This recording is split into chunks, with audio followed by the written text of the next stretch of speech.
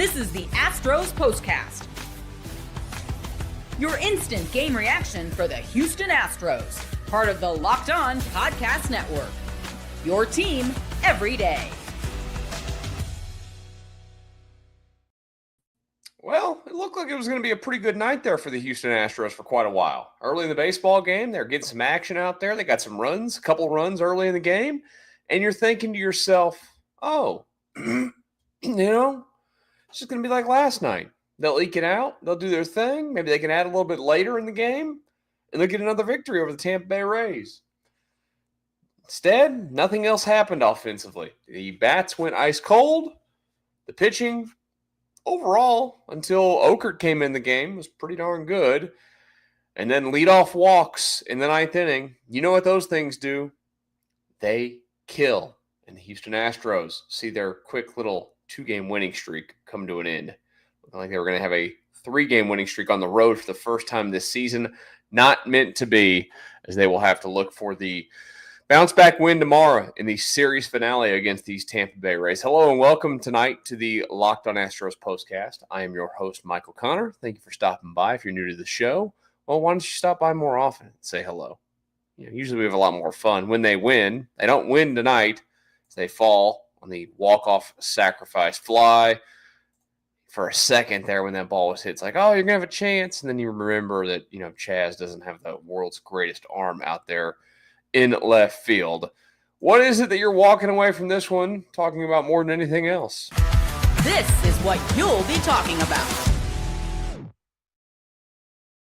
Lack of runs. Lack of offense. Tonight, the Astros, 2 runs. A lot like last night. I think they pounded out 11 hits last night. So I think they had 9. And they scored 2 runs. 2. Out-hit the Rays by 3. The Rays had just 6.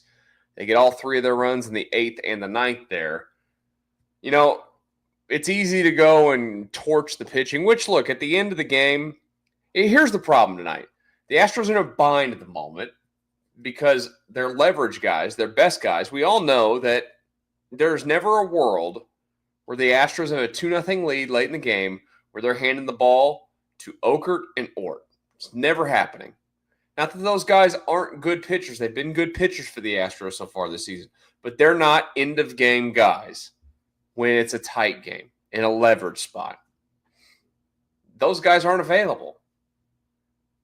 You've used King a bunch. You've used Abreu a bunch. You've used Hader a bunch. They have to take nights off, and the Astros are in a stretch now where they don't have another day off until next Monday. So they still have 5 games in front of them to cover and 4 pretty important ones this weekend against the Seattle Mariners at home before they get that day off on Monday. They've used a lot of pitching. They are, we mentioned it last night, in a tough spot when it comes to starting pitching at the moment. They have 2 guys that you feel like are always going to give you 6 or 7. I think you always feel that Blanco's going to give you a minimum of 5. And he's starting to push himself into a spot where I feel pretty comfortable that he's going to give you 6 and can push it to 7. But outside of that, they don't have that. The rest of the guys they're running out there, whether it's Gordon last night or Walter tonight or Lance McCullers, none of these guys are going deep into baseball games. And what happens, of course, when that is the case, is that you blow through a lot of bullpen. And then on top of that, excuse me, I'm still getting over being sick. On top of all that is that this offense doesn't give you any chance to breathe. That's the problem. Like, I love the Astros' elite ability to pitch. They give up 3 runs tonight. When you give up 3 runs in a baseball game, even if 3 of them were at the very end, if I told you before a game begins, the Astros pitching staff is going to give up 3 runs tonight, you're going to tell me, okay, odds are pretty good that they're going to win. But then when you factor in the offense for this team that is so wildly inconsistent, that does not get results in terms of runs on the board, these are the kind of things that happen. And that's why you see another night happen like this, where you go out and you had the ability, look, again, could have made it 3 in a row. cushion yourself over 500 to 3 games. But now you lose. You're 25-23. Your streak comes to an end. And the good news is you got the streak stopper tomorrow and Hunter Brown. But there's a caveat in that tomorrow. We'll talk about that a little bit tomorrow or a little bit later in the show, because I feel like this is about as unpredictable of a series as you can get in this environment down there in Tampa. It's weird. And it feels like they're playing in the Yankee spring training home. It feels like a spring training game, out there every day. Tonight, you just didn't have everybody available on your, available to you to go out there and win a baseball game. That's the unfortunate truth of playing a 162 game season. And I see the comment here from Marcus. You're not paying Josh Hader $95 million, or paying Josh Hader $95 million for twice a week. No, I mean, you got to go and look at the game log here. This is available for everybody on the internet. Josh Hader pitched yesterday. Josh Hader pitched on Sunday. And Josh Hader pitched on Friday. So that's 3 times in 4 days. He threw 16, 17, and 11 pitches in the games there.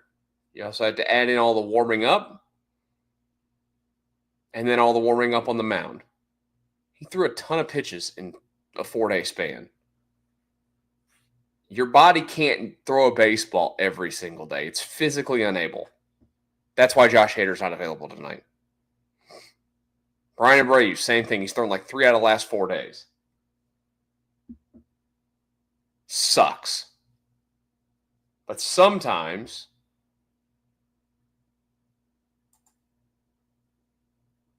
it just goes that way. You're going to have these stretches in a regular season where you're going to play games where you need these guys and they're just not available. It's not. The arm can only do so much. And if you overextend it now, freaking nose itches now too.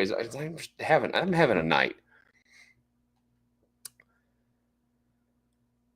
If you overextend now, which the Astros are going to have to do to an extent. I mean, look at the usage. They are using a lot of these bullpen guys a lot. Josh Hader has pitched a lot. I believe he has finished more games than any other pitcher in Major League Baseball so far this season. I was looking at this earlier today, actually. He has finished a total of 18 games so far this season. That's the league leader in the American League.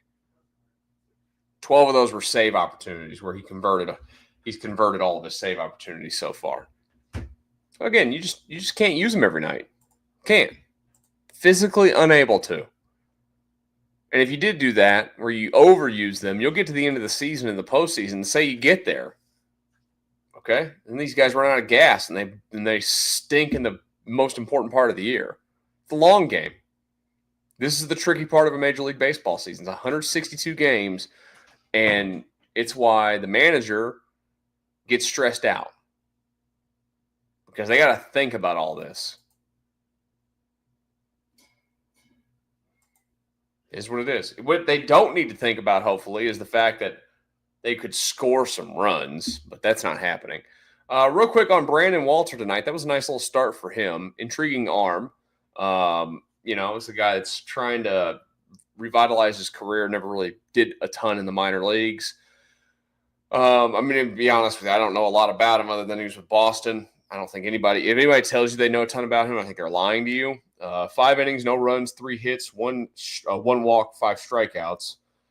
He's got a funky little delivery, which is deceptive because he doesn't throw very hard, but it was a good start for him tonight. Look, the Astros need somebody to step up, and between him and if Gordon goes back down, giving these guys a look to see who's going to get the opportunity to do it it was a good showing overall tonight for him. Stinks that couldn't get any support and couldn't get a win tonight in his first major league start. Second time he's pitched in a big league game, but first major league start. That's the life of pitching for the Houston Astros in 2025. You're not going to win many games based off the way they hit the baseball. They get hits. Again, they got 9 hits tonight. 9 of them. Whopping 2 runs out of it. They were 1 for 7 with runners in scoring position, and they left 9 men on base in the game. And it stinks. You got multi-hit nights out of Altuve, out of Carantini, out of Jake Meyer. Jake Meyer's been awesome this year. Can't do anything about it. Man, oh man. Stinks. Yeah. It's the consistent theme of this season. I feel like we do a show where, hey, we're happy for a couple of nights, and then we do one where it's like, hey, you know what? This isn't very fun.